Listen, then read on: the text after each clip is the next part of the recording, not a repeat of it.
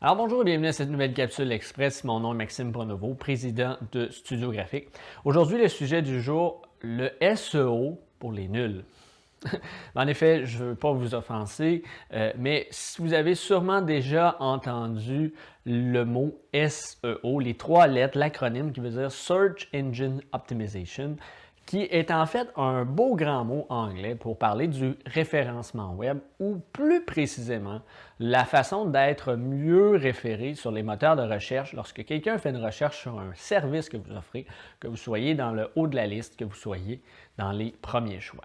Donc, en fait, c'est effectivement souvent un monde qui semble extrêmement compliqué, qui semble extrêmement difficile à comprendre, mais c'est parce qu'il existe énormément d'informations à ce sujet-là qui, selon moi, peuvent être plus ou moins qui sont tous utiles, mais qui sont inutiles pour vous de savoir précisément que vous soyez président d'entreprise, que vous soyez directeur marketing, peu importe.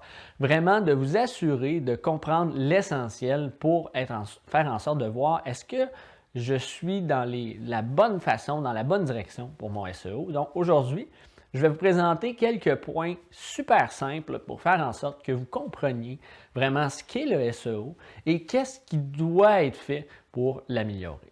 Donc, voici quelques points importants. Premièrement, qu'est-ce que le SEO? En fait, le SEO, je viens de le mentionner, c'est Search Engine Optimization, donc c'est l'acronyme en anglais pour l'optimisation des moteurs de recherche. En effet, la base du SEO, ça va être de travailler votre site web en fonction de l'optimiser pour les moteurs de recherche. En gros, c'est que les moteurs de recherche ont ce qu'on appelle un algorithme, un robot qui, lui, va passer à travers votre site web d'une façon bien précise qui n'est pas divulguée et qui est changée de façon régulière. Pourquoi? C'est pour effectuer, en fait, faire en sorte que les gens qui trouveraient des façons vraiment non légales, disons-le comme ça, de développer le SEO, finalement, d'avoir un meilleur référencement par des trucs qui ne sont pas corrects, en changeant régulièrement, Google, par exemple, permet que ces façons de faire-là qui ne sont pas correctes ne soient pas répétées régulièrement. Donc, le fait de vouloir le changer et de ne pas le divulguer ne nous permet pas d'avoir la recette parfaite. Donc, si vous entendez parler de quelqu'un qui dit « Moi, j'ai la recette idéale pour le SEO », il n'y en a pas. Ça prend du temps, ça prend des technicalités. On a de l'information générale qu'on peut mettre en place et qu'on peut travailler, mais c'est un travail qui doit être régulièrement mis à jour, ajusté, retravaillé pour faire en sorte de garder la constance au niveau du SEO. Par contre, avec évidemment Google, on laisse l'information sur, comme je vous l'ai dit, des points importants qui peuvent aller vraiment faire en sorte que votre site web va être le plus optimisé possible pour les moteurs de recherche. Donc, en effet, souvent le SEO, ça va être d'aller travailler, par exemple, justement les titres des pages, la description. Parce qu'en fait, le moteur de recherche fonctionne exactement comme un article de journal. Donc, si vous prenez un article de journal, vous avez le grand titre en haut qui explique finalement la généralité, qui attire les gens vers un article. Vous avez souvent un sous-titre ou un petit texte sous-titre qui explique plus en détail ce que vous allez avoir comme information. Donc, souvent, on parle ici de la description, si on parle d'un site web. Et vous avez ensuite, finalement, le contenu, donc le texte, l'information, les liens ailleurs, et ainsi de suite. Donc, l'option de voir votre site web comme un article de journal est la meilleure façon de voir comment Google va fonctionner dans sa recherche. Évidemment, beaucoup plus élaboré que ça, mais c'est comme ça qu'on va aller optimiser. Donc, s'il y a des images aussi dans le texte, de s'assurer que chacune des images soit vraiment référée au nom de votre entreprise, que le titre, les descriptions et tout ça vont vraiment faire en sorte d'avoir l'information nécessaire. Je vous invite à consulter une de nos anciennes capsules qu'on a fait, donc 8 trucs efficaces pour s'améliorer notre référencement, donc être premier sur Google, sur les moteurs de recherche. Comme évidemment, ça va être plus simple, je vais vous mettre le lien dans la description ci-dessous. Vous allez pouvoir trouver dans cette capsule-là finalement 8 trucs très simples que vous pouvez aller travailler pour optimiser votre site web si vous le travaillez vous-même. Sinon, n'hésitez pas à communiquer avec nous. On peut vraiment analyser votre site web dans ce qu'il est en ce moment et travailler à l'optimiser de façon plus efficace.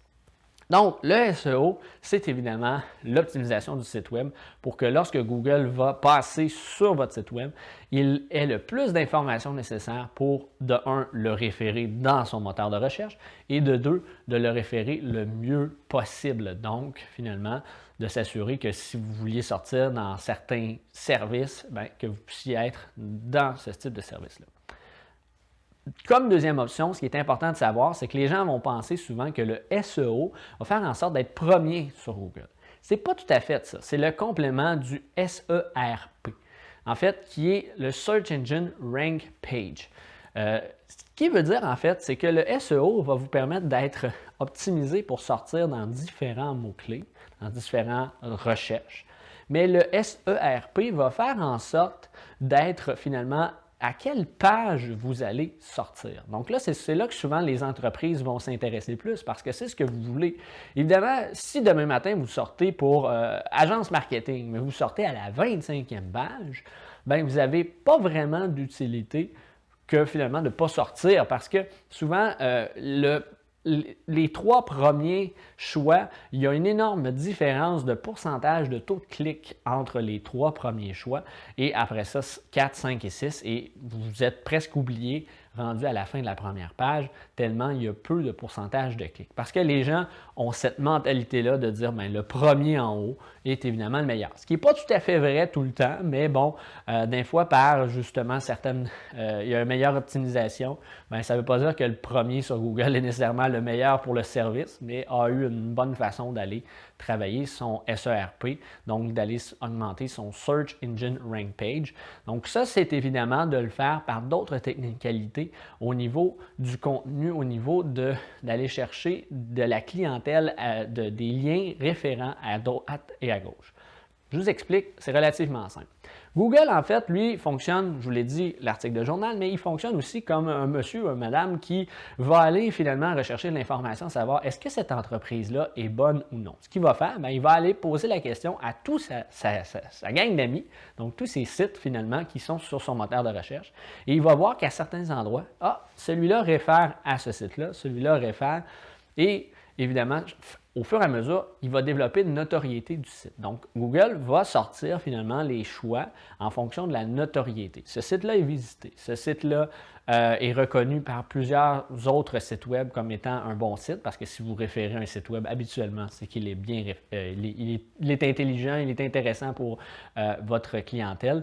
Donc, tous ces petits patterns-là, ces petites informations-là vont faire en sorte que vous allez augmenter votre efficacité, votre résultat de recherche. Donc, au lieu d'être troisième, vous allez être deuxième. Au lieu d'être deuxième, vous allez être premier. Donc, oui, c'est important d'optimiser votre site web premièrement, mais c'est aussi important d'avoir de l'information et d'avoir une structure très, très ancrée dans le web en tant que tel pour faire en sorte que vous montiez dans l'échelle des résultats de recherche pour éventuellement être premier lorsque quelqu'un va chercher, par exemple, agence marketing. Ensuite, bien, la question qu'on se fait poser souvent, quelle est l'importance des mots-clés dans le référencement de votre site web?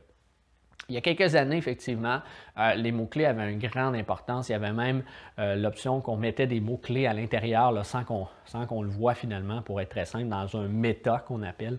Dans la structure du site, vous aviez une liste de mots-clés.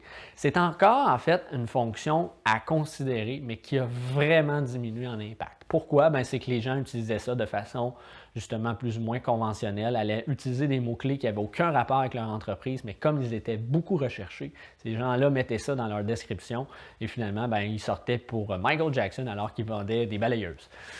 C'est sûr qu'à long terme, ça n'a pas aidé la cause et Google a travaillé son algorithme afin de dire, bien, finalement, ces mots-clés-là vont avoir moins d'impact. Par contre, c'est de les avoir dans votre texte, dans votre contenu. Je vous donne l'exemple tantôt que Google passe sur votre site web. Si dans le titre, vous parlez de marketing, si dans le sous-titre, vous parlez de marketing et que dans le texte, en fait, vous parlez de site web, bien, vous allez vous retrouver finalement avec une problématique où est-ce que les gens, où est-ce que Google finalement va dire « Oups, attends une minute, là, je pense qu'il y a quelque chose qui ne fonctionne pas » et ça va bloquer l'efficacité de votre référencement de cette façon-là. Donc, les mots-clés ont un impact complètement différent aujourd'hui dans la structure. Ce n'est pas seulement de les garrocher, excusez-moi le bon québécois, de les lancer un peu partout dans votre site web, mais vraiment de les mettre dans un contenu qui a un lien, qui a une utilité et qui est vraiment sensé finalement. Une autre question qu'on se fait poser aussi, c'est quel est l'impact des médias sociaux pour le référencement web? Bien, ça a effectivement un impact parce que vous allez travailler à développer votre entreprise via Facebook, via Twitter, via LinkedIn, Instagram.